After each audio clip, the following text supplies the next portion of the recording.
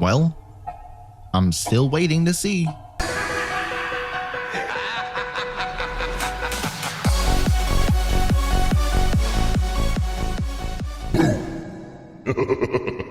Hey guys, Nightfall here, and I'm finally going to give you the recap and the finale to the whole Kynuru drama.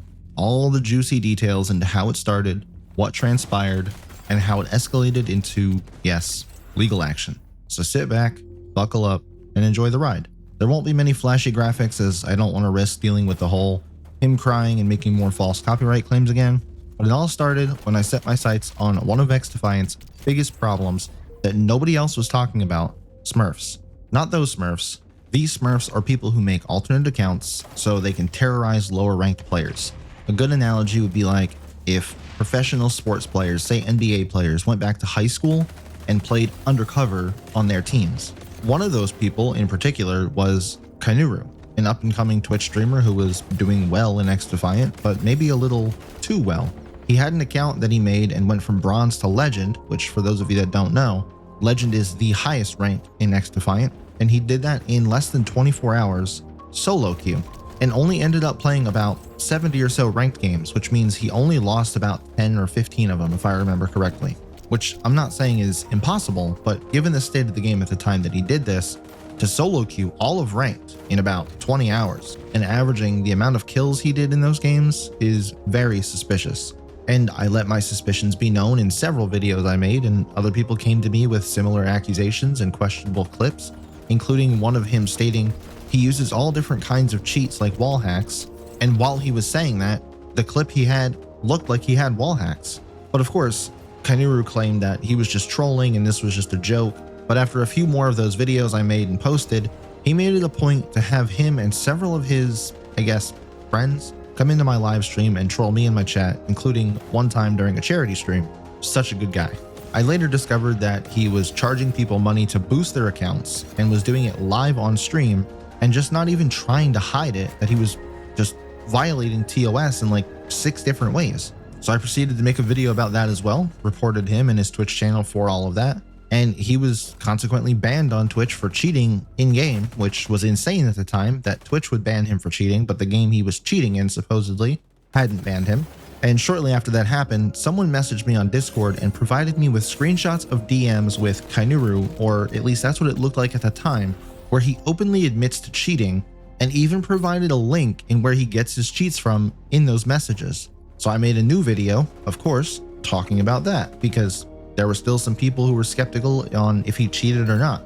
And before I continue, I still believe to this day that he cheated in XDefiant, although I don't have any solid concrete proof of that. He's just a very suspicious person.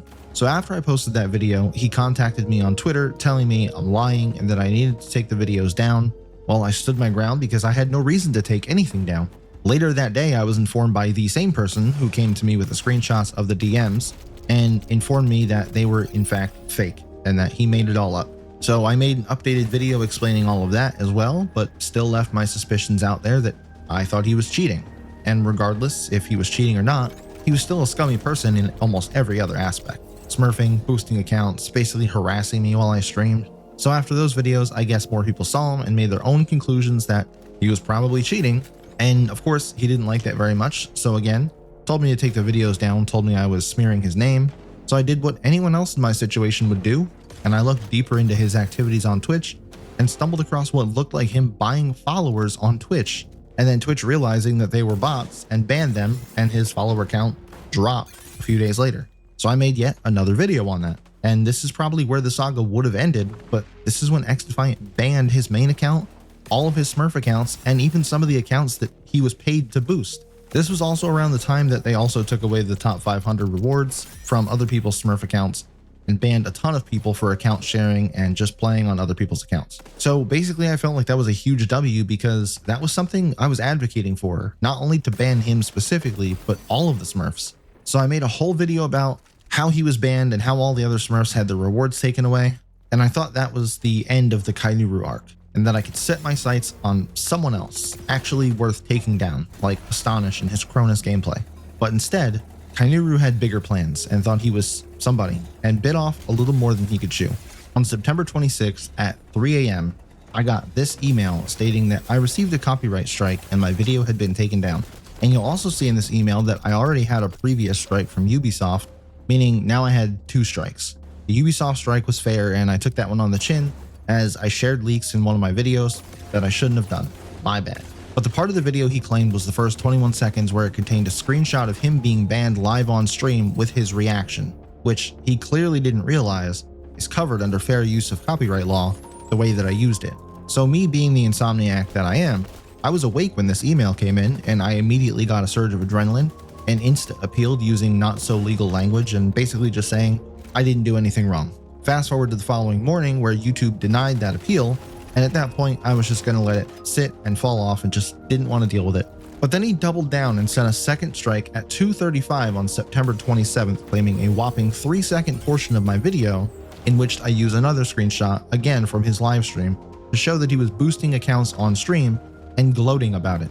Well, this being now my 3rd strike, YouTube was set to now terminate my channel, and well, I wasn't about to let that happen, so I did my research, consulted a few lawyers, and was prepared to appeal. When I first thought it would be at least civil enough to reach out and ask him nicely to remove those copyright strikes, explain the rights that I had, and what would happen if he didn't. He proceeded to tell me he'd think about it and needed 24 hours, and that was just 24 hours that I didn't have because this is a time-sensitive thing. The world doesn't revolve around him. Conversation continued and ultimately he declined to remove the strikes, and that was that.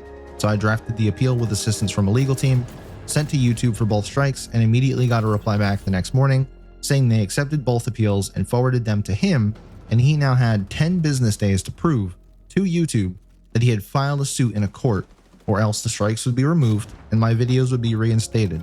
A few hours later, he responds, presumably after seeing that email that they forwarded to him, like he had won or something, and said, "To let you know, I'm too lazy to look through everything because I actually don't care. What I want is don't talk to me ever again in some of your videos or any other EU player." First of all, too lazy to look through everything? He even said at one point that he didn't care anymore, but he cared enough and wasn't too lazy when he took legal action and filed the copyright strikes to begin with. So now when met with defeat, all of a sudden, too lazy to read everything. Sounds like you're just not intelligent enough to understand what you got yourself into.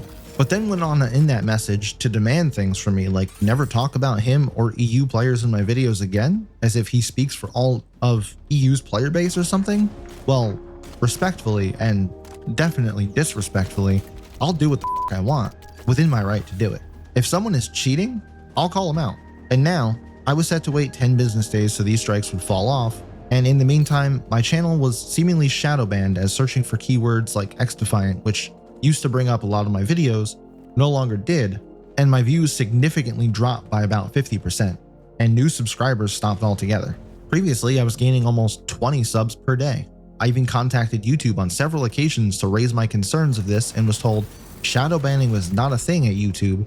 Well, keep that in mind, along with the fact that the last 4 videos before I got the strikes from him all had over 1,000 views compared to the highest views I got on any one video while having those strikes was around 500. So while waiting for those appeals to fall off, I continued to make my videos, posted about my situation on Twitter. Each time Kynuru tried to make a new account, it was banned within a few hours or a couple days.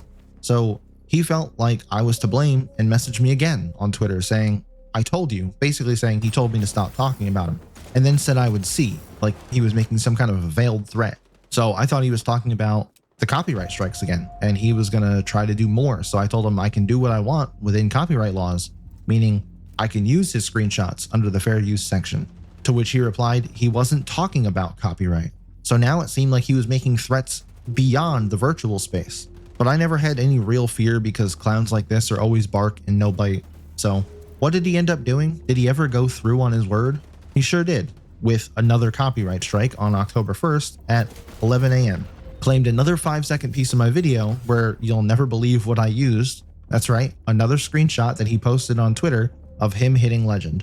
So I followed the same process, appealed, appeal gets accepted, now wait 10 more business days for this one to fall off, and as of October 18th at about 6 p.m. Eastern Time, all 3 of his false copyright strikes have officially been removed from my account and all videos have been reinstated. And going back to the YouTube doesn't shadow ban anybody, the day that the first 2 strikes came off, that video I posted that day had over 2,000 views. and gained about 25 new subscribers. But shadow banning on YouTube isn't a thing, right? So since that third strike, I haven't had any contact with him, but I'm sure you can catch him live streaming FIFA to his 1 or 2 viewers since he's now banned on XDefiant on every account he tries to make. And let this serve as a warning to him and to all that I'm not the one. And if you want to come at me, you better have correct information. Now, I've submitted reports to YouTube about these false claims that he submitted and demanded that his channel on this platform be removed or that he faces some kind of repercussions for multiple false copyright claims. Action on that remains to be seen, and extra steps I could do are sue for damages, lost ad revenue, among other things like stress and all that good stuff. But since he lives in a whole other country and international lawsuits sound like a hassle, I'm just going to let it end here with this video, assuming he doesn't feel froggy enough one day and come back for round 2. So I want this video to be 3 things. 1, a recap and a summary. What happened and how it was resolved for those who are interested in the whole drama. 2, a warning to anyone else who thinks they can try me. And 3, for any other creators out there who are doing similar things like taking down cheaters in games or whatever the case may be. I'm not a lawyer by any stretch of the imagination. I don't even play one on TV. But having the experience of going through this now, if you need any advice on how to handle a situation you're having with a copyright strike on your channel, feel free to reach out in the comments no matter how old this video is, and I'll get back to you as quick as I can because I know time is of the essence once you get that strike. It could be as easy as me sending you the same template I use for my own appeals and you filling in the blanks, but for those of you that have been on my channel before, how would you have handled this situation? Did I take it too far, or were the videos I made leading up to getting those strikes out of line in any way? Curious to know your thoughts, so let me know in the comments and I'll catch you in the next upload.